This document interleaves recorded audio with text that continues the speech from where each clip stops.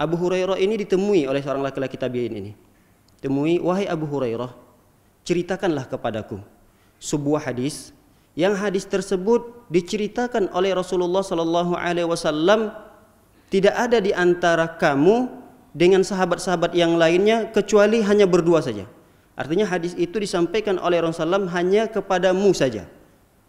Jadi seorang tabi'in ini berkeinginan mendapatkan ilmu yang spesial juga dari seorang ulama dari kalangan sahabat Abu Hurairah, sebagaimana Abu Hurairah ini sering mendapatkan ilmu sendirian dari Rasulullah sallallahu alaihi wasallam.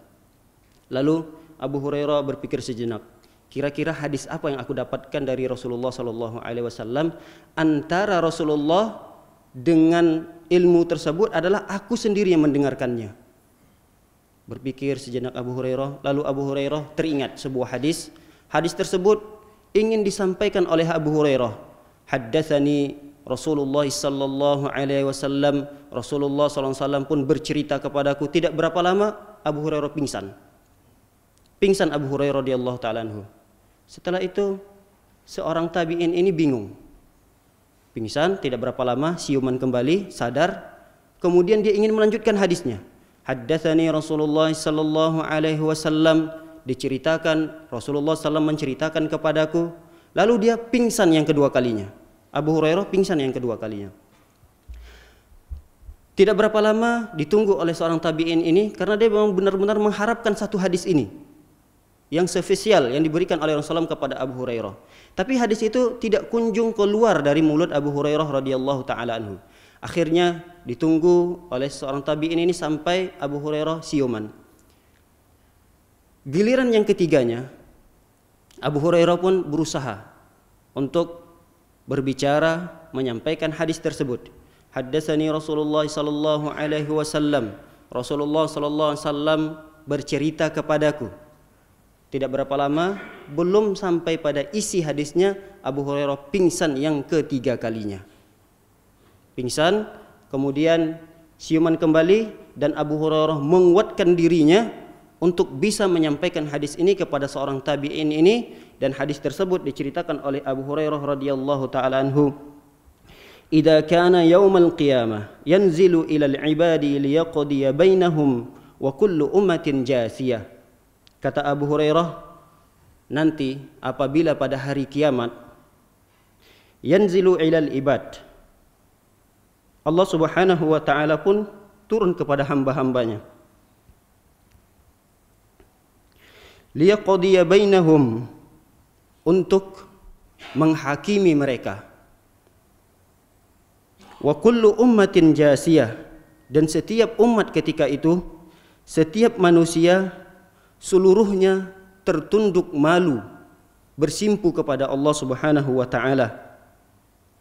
Fa awwalu man yad'u bihi rajulun jama'al Qur'an.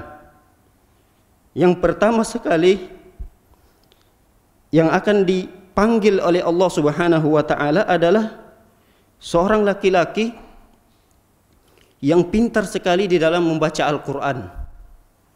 Pintar sekali di dalam berucap, mengeluarkan hadis-hadis Rasulullah sallallahu alaihi wasallam. Seorang alim, berilmu, sering menghadiri kajian-kajian. Dia memahami apa yang telah disampaikan oleh kiainya. Dia memahami apa yang telah disampaikan oleh ustadz-ustadznya. Itulah yang pertama sekali yang dipanggil oleh Allah Subhanahu wa taala. Yang kedua, wa rajulun yuqtal fi sabilillah. Dan orang atau sekelompok orang yang kedua, yang pertama sekali dipanggil oleh Allah Subhanahu wa taala adalah orang yang terbunuh di jalan Allah Subhanahu wa taala, atau disebut dengan mati syahid. Kemudian kata Abu Hurairah, kelompok yang ketiga yang pertama sekali akan dipanggil oleh Allah Subhanahu wa taala adalah rajulun katsirul mal, seorang laki-laki yang memiliki harta yang sangat banyak. Lalu dengan harta tersebut dia beramal soleh dengannya, bersedekah, berinfak, bahkan tidak ada suatu jalan kebaikan kecuali di jalan-jalan tersebut pasti ada sahamnya. Dia isi di dalam kebaikan-kebaikan tersebut dari harta yang telah diberikan oleh Allah Subhanahu wa taala. Dari ketiga itu dilanjutkan oleh Abu Hurairah radhiyallahu taala anhu. Fayaqulullahu tabaraka wa ta'ala lil qari. Allah Subhanahu wa taala pun berkata kepada orang yang pertama sekali, yaitu orang yang pintar di dalam membaca Al-Qur'an, orang yang memiliki ilmu, alim ulama. Ini yang pertama sekali yang dipanggil oleh Allah Subhanahu wa taala. Alam u'allimkum ma anzaltu ala rasuli sallallahu alaihi wasallam. Kata Allah Subhanahu wa taala bertanya kepada seorang laki-laki yang pintar Al-Qur'an, pintar ilmu syar'inya.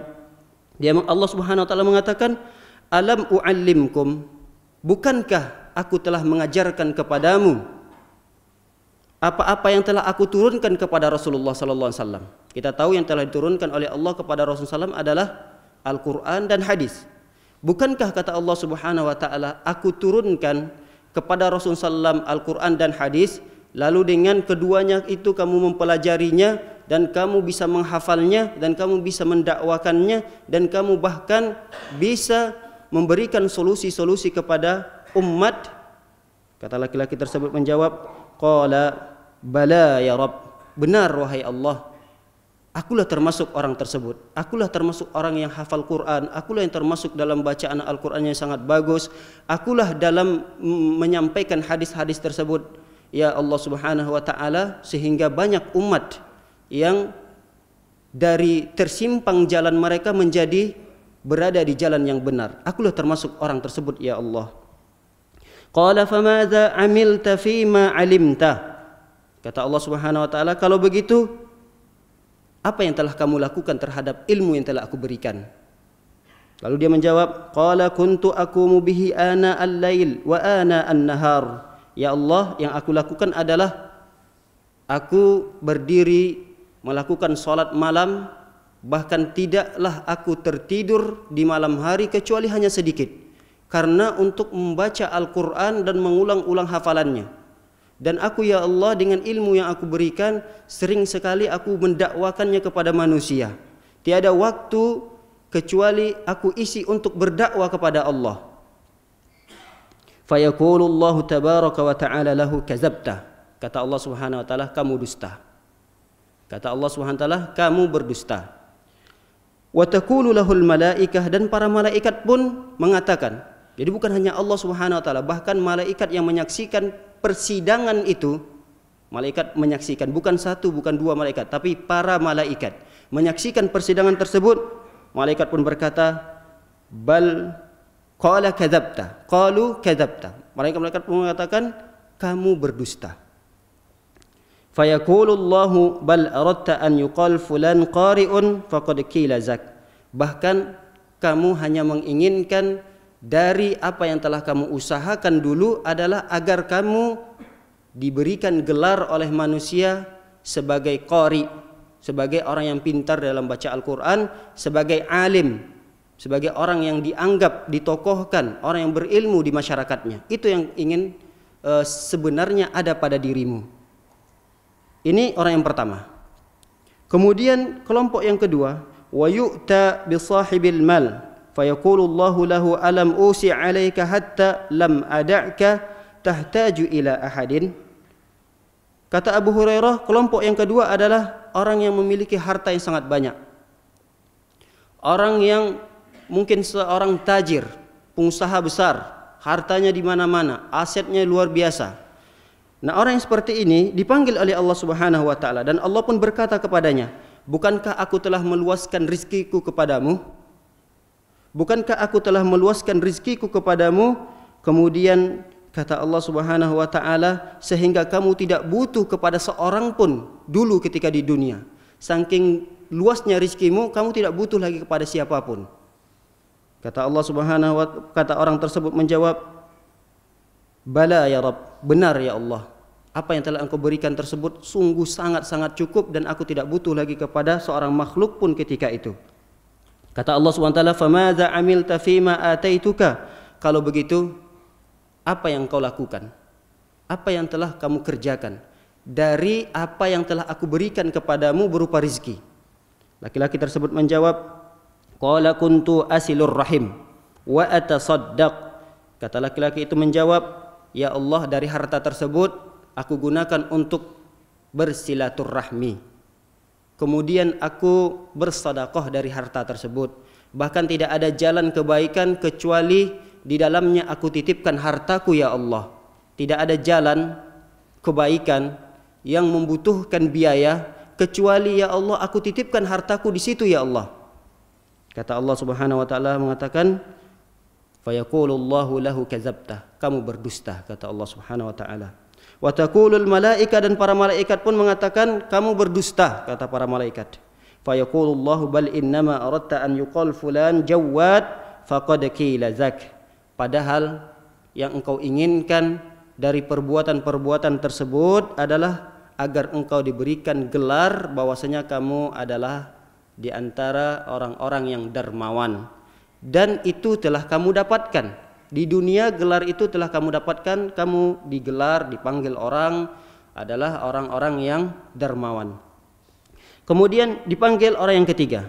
Wa yu'ta billadzi qutila fi sabilillahi fayuqal lahu fi madza qutilta.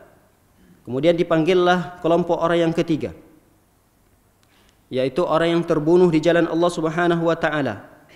Lalu Allah Subhanahu wa taala pun bertanya kepada laki-laki tersebut, "Madza qutilta?" Kenapa kamu terbunuh? Fayaqul umirtu bil jihad fi sabilika. Dia pun menjawab, aku diperintahkan untuk berjihad di jalanmu ya Allah.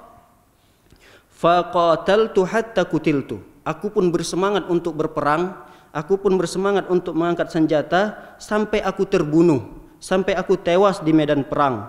Fayaqulullahu lahu kadzabta, kamu berdusta. Fataqulul malaika, dan malaikat pun berkata, kadzabta, kamu berdusta, kata para malaikat. Fayaqulullahu bal aradta an yuqal fulan jari'un faqad qila dzak. Padahal yang kamu inginkan dari keberanianmu itu, ketika kamu keluar ke medan perang, yang kamu inginkan bukan untuk menegakkan agama Allah, akan tetapi agar kamu digelar oleh orang-orang bahwasanya kamu adalah pemberani, kesatria, dan seterusnya. Itulah yang kau inginkan. Summa daraba Rasulullah sallallahu alaihi wasallam rukbatayya. Kata Abu Hurairah menjawab, melanjutkan hadis ini, daraba Rasulullah sallallahu alaihi wasallam katibayya. Rasulullah SAW pun memukul rukbah. Rukbah itu adalah lutut. Jadi dalam keadaan duduk, Rasulullah SAW bersama Abu Hurairah ketika itu berduaan menyampaikan hadis ini. Abu Hurairah dipukul lututnya oleh Rasulullah SAW. Mungkin kalau bahasa kita adalah dipegang oleh Rasulullah SAW. Faqala ya Abu Hurairah, wahai Abu Hurairah, ulaika salasah, itulah tiga kelompok orang. Awwalu khalqillahi tusa'ar bihimun nar yaumal qiyamah. Yang pertama sekali yang akan diseret oleh Allah Subhanahu wa taala pada hari kiamat, kemudian dilemparkan ke dalam neraka. Inilah tiga kelompok orang yang pertama sekali dari makhluk-makhluk Allah yang akan diseret dan dilemparkan ke dalam api neraka Allah Subhanahu wa taala. Para hadirin dimuliakan oleh Allah Subhanahu wa taala, ketiga amalan yang dilakukan oleh tiga orang di atas adalah amalan yang sangat agung sekali. Amalan yang sangat besar pahalanya.